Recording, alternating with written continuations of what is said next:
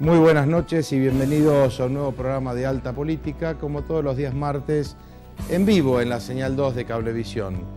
Y a veces nos resulta difícil a los periodistas quizás ser ecuánimes, no sé si esa es la palabra, o podríamos usar otra, porque no es lo mismo informar desde un noticiero que ser formadores de opinión o analizar la información, como decimos siempre, cómo hacerlo para esclarecer los temas de la realidad o ayudar al esclarecimiento.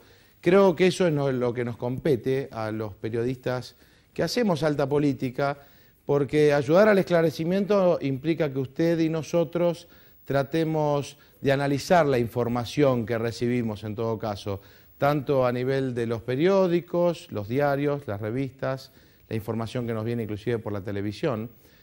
Y como por un lado tengo las quejas de muchos que dicen, bueno, fíjate si no estás muy tirado para un lado, los retractores de otro, y uno dice, bueno, la vehemencia con que los periodistas a veces decimos las cosas tienen que ver con ese, no digo sentido común, sino ese compromiso con un ideal que uno tiene implícito.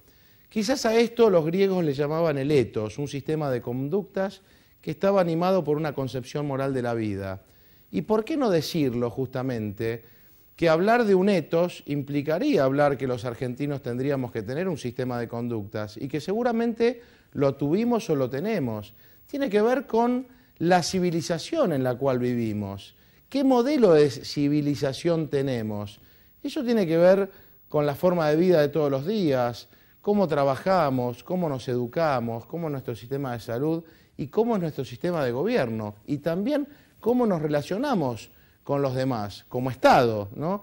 Ese obrar mancomunado, porque todos somos Estado en la medida de que todos somos responsables de la vida cívica. Por eso a veces los politólogos dividimos lo que es el gobierno por un lado y lo que es el Estado por otro. El Estado, cuando nos comprometemos en el conjunto de la sociedad, implica no solo el voto, implica las relaciones de vecindad, implica cómo hacemos para llevar a nuestros hijos a una mejor educación. Y también si hablamos del lado justamente de la Constitución, que es esa ley madre que de alguna manera formaliza la vida del Estado, ahí se divide el poder. Uno dice, bueno, tengo un poder ejecutivo, un poder legislativo, un poder judicial. Y cuando analizamos esta semana, también decimos a la luz de qué principios, analizamos la realidad. Y obviamente será a la luz de algunos principios que tienen que ver con ese modelo de civilización.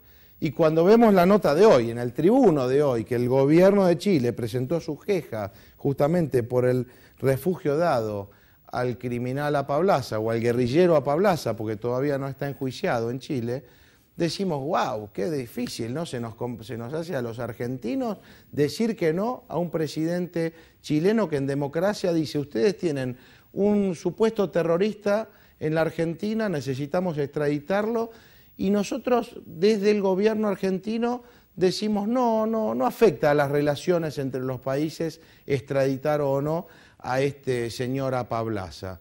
A todo esto tengo entendido, y me decía Eduardo de Francisci esta tarde, que el presidente Piñera ha de alguna manera disuelto la agenda que tenía comprometida con la Argentina. Quiere decir que no es tan nimio, tan menor el hecho de no extraditar a este supuesto guerrillero, porque no era el autor material, pero sí intelectual, de un crimen cometido a un senador chileno en plena democracia.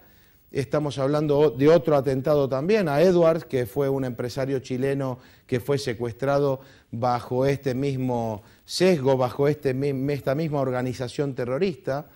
Por eso uno dice, no es que uno esté diciendo cosas a favor o en contra de un gobierno. Como argentinos hoy nos preguntamos todos, ¿estamos obrando bien cuando nuestro hermano país de Chile nos pide que extraditemos a un terrorista y no lo hacemos?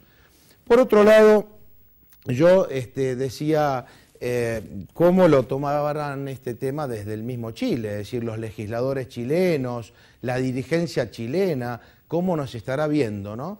Vamos a tener la suerte de tener el día jueves aquí en Salta al expresidente Eduardo Frei.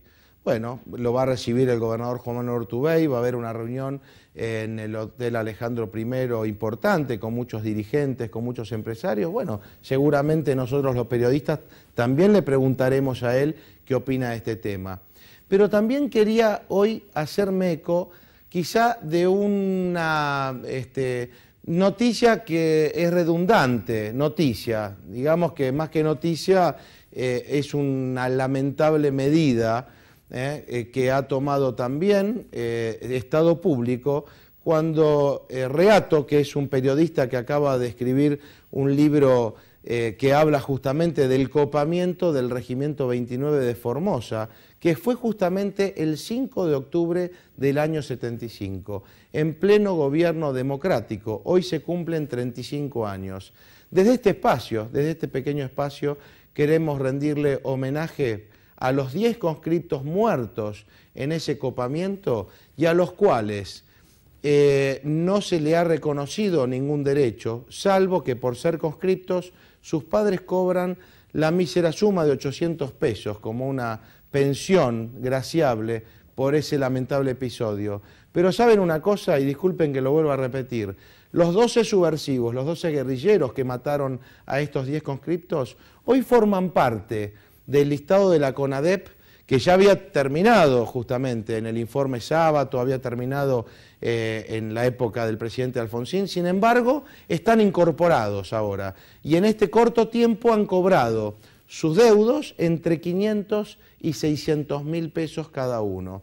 Entonces, cuando me dicen, mirá, Andrés, no está siendo demasiado contundente, muy vehemente con tus temas, y digo, sí, realmente no me puedo sustraer a esto porque me parece de una injusticia atroz. Hemos defendido desde esta columna y desde muchos programas y en estos años los derechos humanos para todos. Cuando vemos que hay injusticia no tenemos otra cosa que declamarla y decir necesitamos justicia.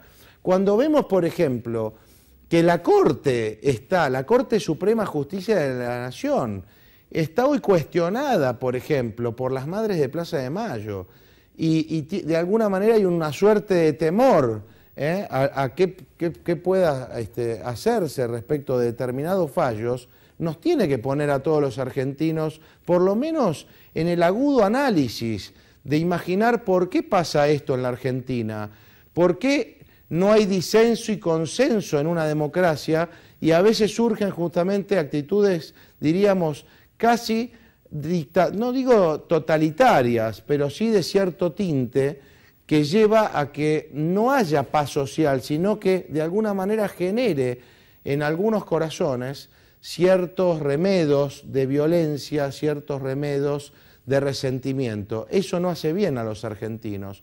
Por eso, desde este espacio hoy, nosotros de alguna manera reivindicamos a la Constitución, a la justicia, a la ley como primaria para que podamos de alguna manera organizarnos en este querido país. Por otro lado, insisto, recomponernos desde esta situación de los derechos humanos, pensar que todos tienen que tener derechos humanos y por eso los muertos entre el 73 y el 76 también han sido muertos por organizaciones guerrilleras, por organizaciones subversivas y merecen ser reconocidos. Y sobre todo los saludos de siempre, la gente de Orán, Rosario de la Frontera, y a partir de esta semana en 14 cables del interior de nuestra provincia ya vamos a poner allí en los lugares donde vamos a salir y vamos a ir también con todo el equipo de Alta Política a tomar notas, digamos, de esa realidad profunda de nuestra Salta para ayudarnos a este esclarecimiento que tiene que ver con construir una verdadera patria de hermanos, una Salta que merezca ser vivida, como siempre decimos, tratando de reencontrarnos con el otro en estas grandes posibilidades que nos da también la política salteña hoy, de discutir, de dialogar, de abrir los ámbitos de participación. Hasta el martes próximo, si Dios quiere.